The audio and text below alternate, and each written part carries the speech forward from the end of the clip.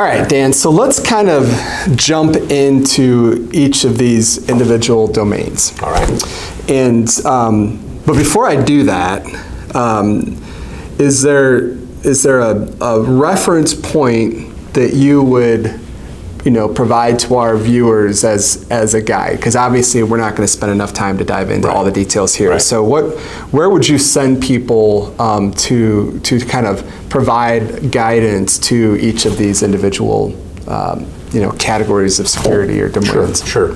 Well, the group in charge from the DoD is the Cyber AV. And they've done a great job, Matt and his team, of putting together some really good guides. One of the, probably what I call the Bible, okay, is something called the CMMC Assessment Guide, all right? There'll be a link to it, all right? But it's a pretty thick little document, all right? But what it will do is it'll go through for your team and explain each of these domains, all right? It'll show exactly what the requirements are. It's tied back to the NIST requirements, that basically are the government's guides, if you will, to what you need to do.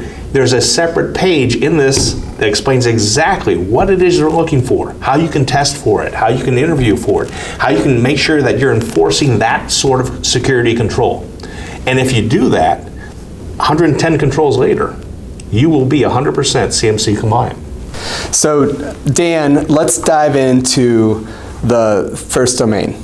Okay. So access control, high level. Okay. What is it? High level access control is controlling who has access to your systems and your information. Okay. It's not only who, but it's what systems, what programs. Okay. We're so used to basically having cloud type programs. Does a program running in the cloud gather information or gather data from your systems, or vice versa, all right? It's controlling access within that.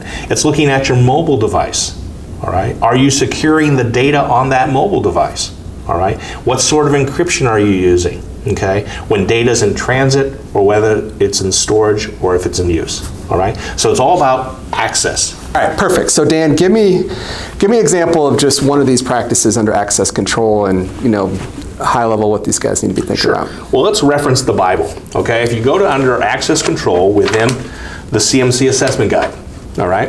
You look at it and you say, let's control public information, all right? This is when you win a contract, do you publish it on your website, okay? Who has access to your Facebook page? What is the process in place for publishing things to your website, all right? Who can do it? Does it have to be approved? Okay, what sort of controls are in place? Okay, that's how you basically control access to what? The important information. Right. That's very interesting too, because I think a lot of times when people think about access control, they think about specifically like the network and or maybe Wi-Fi, but yeah, it goes all the way down to your social sites. Yes. And controlling information out there on the public web, and making sure that you have good processes around examining it and reviewing, and so it's a great point.